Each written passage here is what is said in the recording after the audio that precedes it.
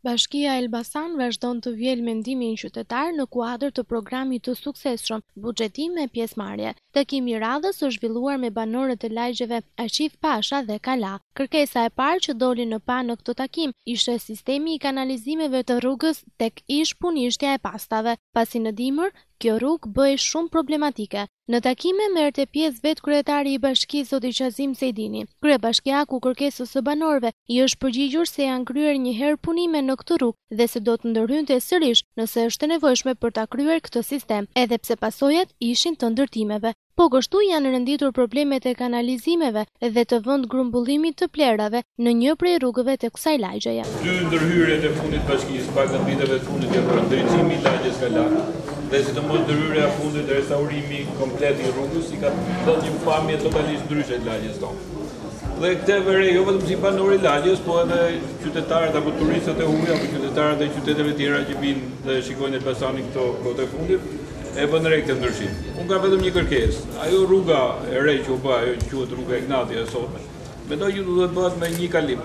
Se tash në momentet e caktuara kur ka ngarkesë trafiku, ajo bëhet praktikisht autostradë. Mendoj që te pjesa aty ke xhepa që i themi, të bëhet paktën me mbyllje, me një mbyllje të përkohshme, të bëhet me stradë përkohshëm apo tjetër, nëse ka mundësi edhe me atë mënyrë me bllokimin siç është bërë bulevardi kryesor.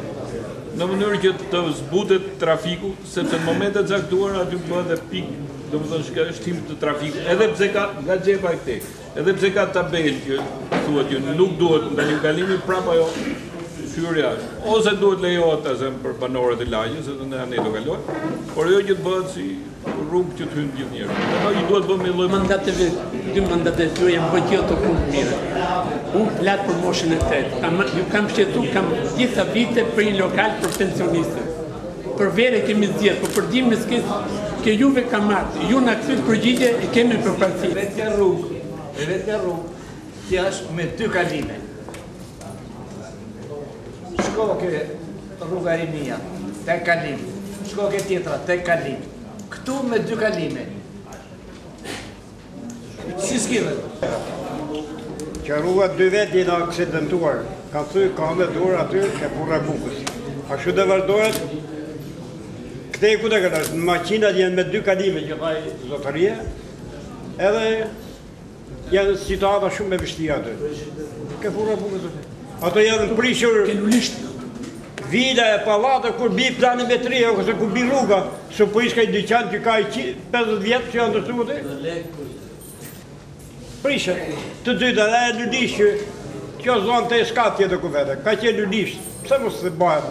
Ke bëha shumë përgopime për gjetë brimet dhe për ludishet, jeni interesuar, edhe duhet ishte ludishta e egzistu. Shumë prej kërkesave të qytetarëve i është dhënë zgjidhje nga kryebashkiaku me ndërhyrje në ditët në vazhdim. Ne kemi bërë tradit bash bisedimin me banorët e lagjeve, sidomos në fund të vitit dhe fillim të artimit të buxhetit për vitin 2013, për të marrë mendimet tuaja, për ato prioritete që ju do të caktoni, për ato prioritete që ju ngritët, dhe ne të shohim mundësi e investimit për vitin 2013. Jemi në një periudhë krize totale, kriza që ka shteti në ekonomi është përcjell poshtë në bazë, është një krizë që bashkia po përballon me shumë siklet. Çdo muaj nuk garantojmë të rrogat e punojësve, jo ma të hyjmë në investime, ka ndërprej kredin, ka ndërprej lehet e ndërtimit ku ne përfitoshim 3% dhe unë merrja, por bashkia merrte 1 milion euro në vit, me 1 milion euro, me ato paret e ndërtimeve 3% që janë bërë që janë bërë qytetin e Elbasanit, sepse paret të tepër të tjera s'ka, ky është biznesi, këto janë taksat, këto janë tatimet që ne vjelin dhe me këto do arrim të bëjmë ato që duhem bëjmë dhe ato që ne i kemi projektuar qytetarët dhe ato që kanë nevojë qytetarët.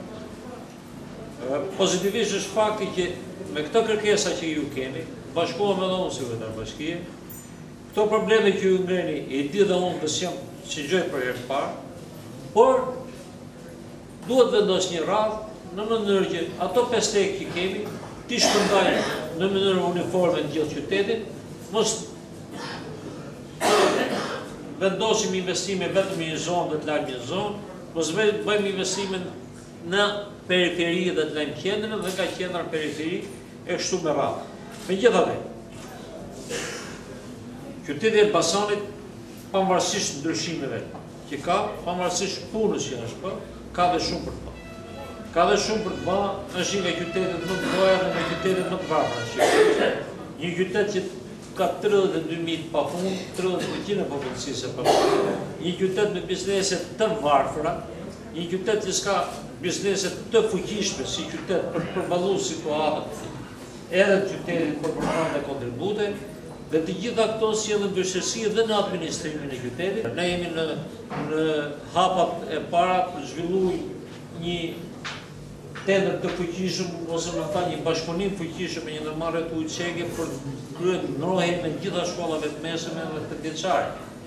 Kemi përfunduar një tendër që na është penduar për një muaj për të vendosur kamera në të gjithë hyrjet detale të qytetit, në të gjithë kryqëzimet e qytetit, në të gjithë fushat e shkollave 8 vjeçare dhe 9 vjeçare dhe në varrezën e qytetit, sepse si shigjonin për ditë, si shgjojmë për natë, si shohim për natë televizor, edhe në qytetin tonë kriminaliteti ka ardhur në rritje, jo i vjedhje, jo i vrasje, jo i gjithçka.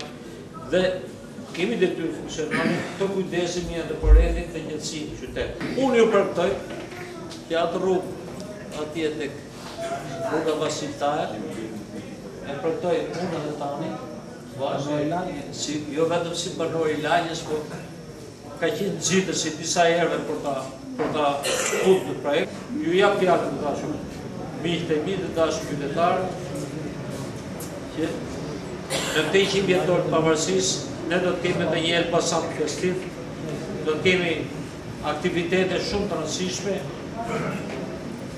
do të lobojmë për qytetin tonë, kemi shumë nevojë të arrisim vlerat të qytetit tonë. Diskutimet e qytetarëve kanë qenë mjaft frydhënëse, duke përcaktuar prioritetet të cilat në përfundim ishin sistemimi i kanalizimeve të ujrave të zeza, tek ish punishtja e pastave, pastrimi nga mbeturinat inerte dhe të mbeturinave të hedhura nga banorët e lagjes tek rruga Vasil Kaja dhe sistemimi dhe asfaltimi i kësaj rruge. Takimet e programit buxhetimi e pjesëmarrje do të vazhdojnë për një muaj në të gjitha lagjet e qytetit, ku edhe do të përcaktohen prioritetet e investimeve në komunitet për vitin 2013.